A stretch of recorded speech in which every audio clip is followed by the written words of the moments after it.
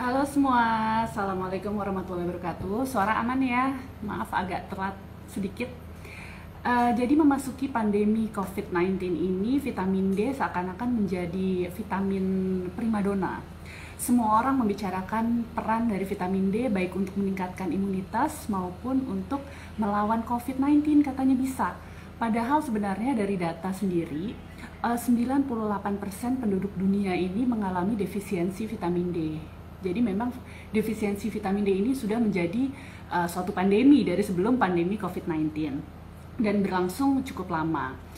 Kemudian di bagian obstetri sendiri, jadi beberapa kali pertemuan kongres dan segala macamnya itu dari obstetri memang 5 tahun sudah banyak dilakukan penelitian tentang si vitamin D ini, khususnya untuk ibu-ibu hamil, untuk pencegahan penyakit metabolik pada ibu hamil seperti preeklamsia, diabetes mellitus dalam kehamilan, kemudian defisiensi vitamin D pada ibu hamil juga dapat meningkatkan risiko kelainan neurovaskular dari si bayi seperti autisme atau ADHD, attention deficit hyperactive disorder.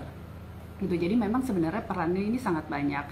Di bagian pediatri kebetulan saya juga punya anak waktu itu baru lahir, sekarang 3 tahun, dan dokter anaknya juga menyarankan untuk memberikan suplementasi vitamin D juga gitu.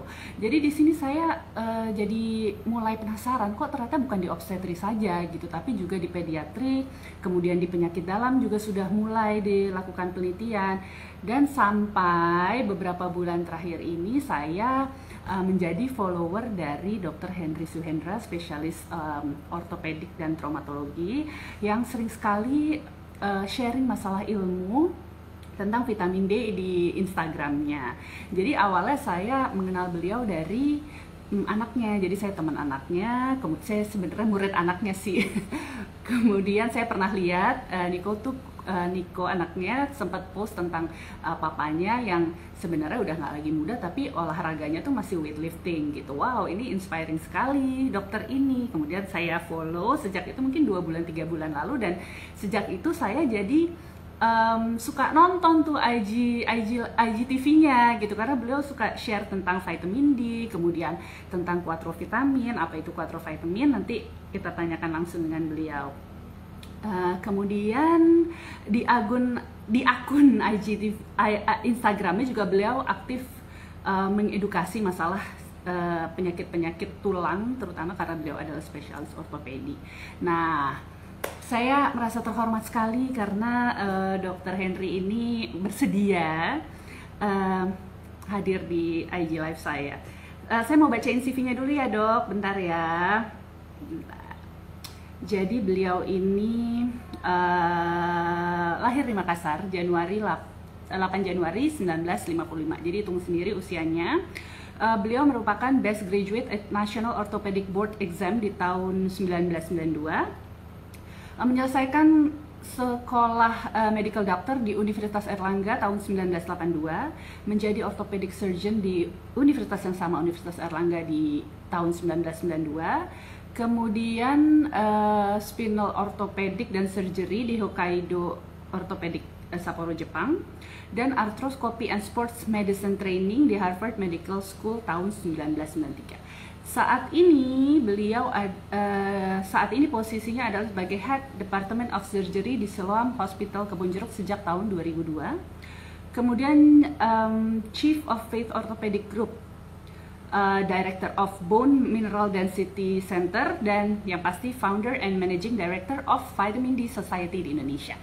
Ini dia, aduh saya deg-degan loh. Dr. Henry Oblong ya. Dok, gimana Dr. Henry? Apa bisa mendengar suara saya? Kok belum di-invite?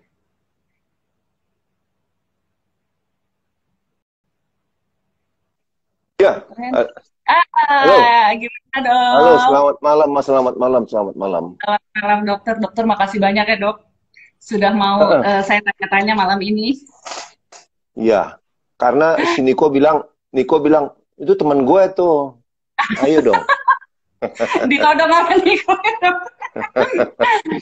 Dok, saya tuh termasuk termasuk follower dokter yang udah banyak melihat IGTV-nya dokter ya, dokter kan suka merekam gitu.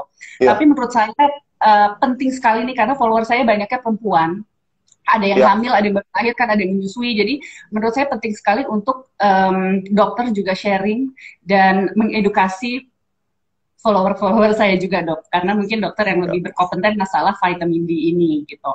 Sebenarnya vitamin D itu nggak bisa didapat dari sinar matahari ya dok, karena Jadi, orang-orang awam biasanya hmm, taunya kan sinar matahari gitu dapatnya. ya. Jadi, ya pertama-tama terima kasih sudah diundang itu. Sumber vitamin D itu ada 3 ya. Sinar matahari, makanan, dan dari suplemen ya.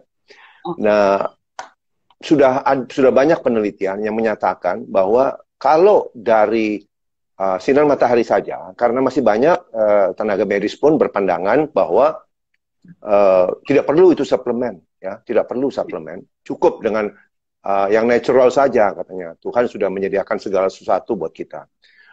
Padahal itu sudah banyak penelitian yang menyatakan kalau hanya bergantung pada sinar matahari, maka maksimum kadar vitamin D dalam darah Anda akan mencapai cuma 40-an.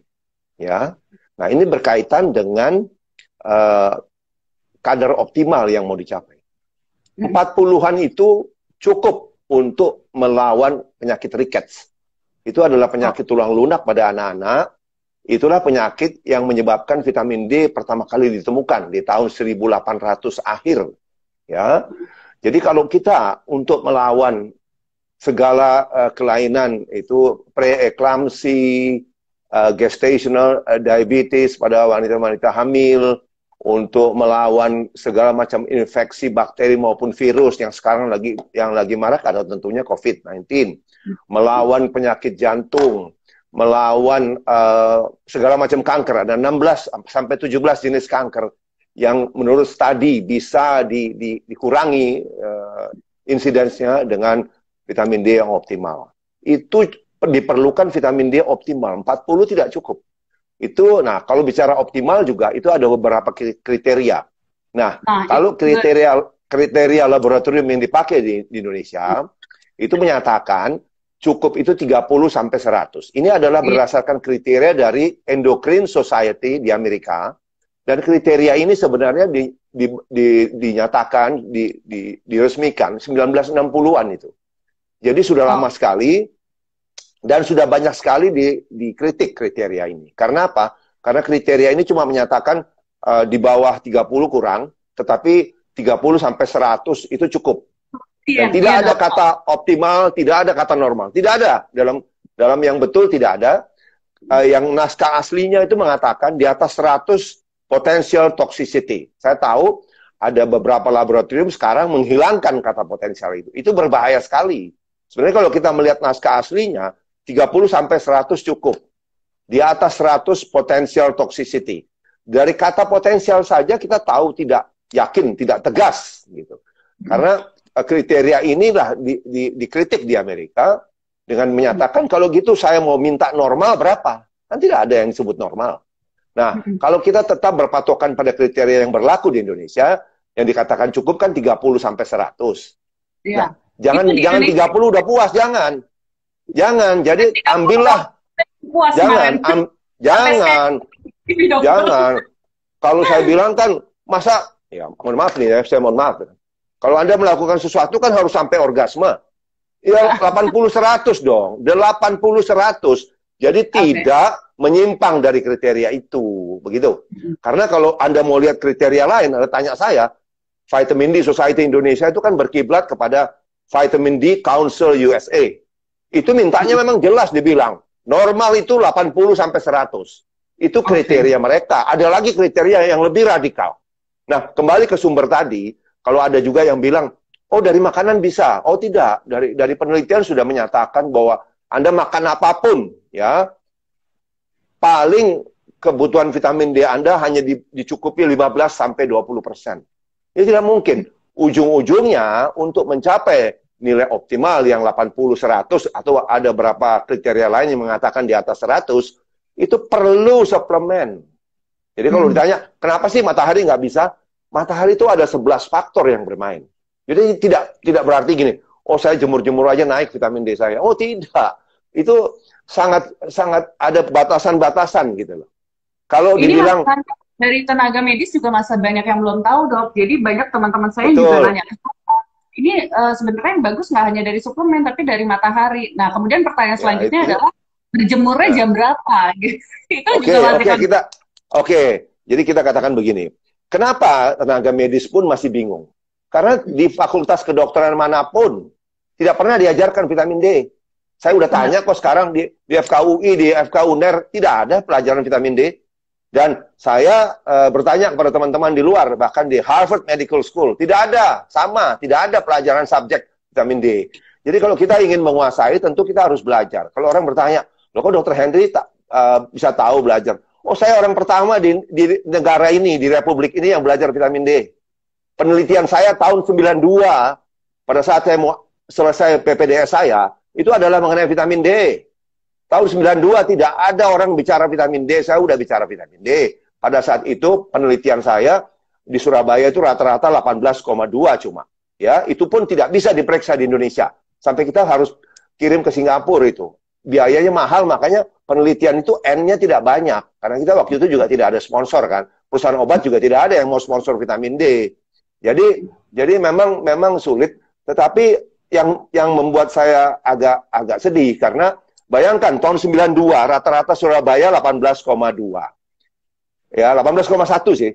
Kemudian 25 tahun angkanya itu. 2000 iya, kemudian oleh WHO menyatakan 2020 negara kita rata-rata cuma 17,2. Jadi bayangkan 28 tahun sudah berlalu tidak ada kemajuan dan kita adalah negara Asia Tenggara dengan rata-rata vitamin D paling rendah.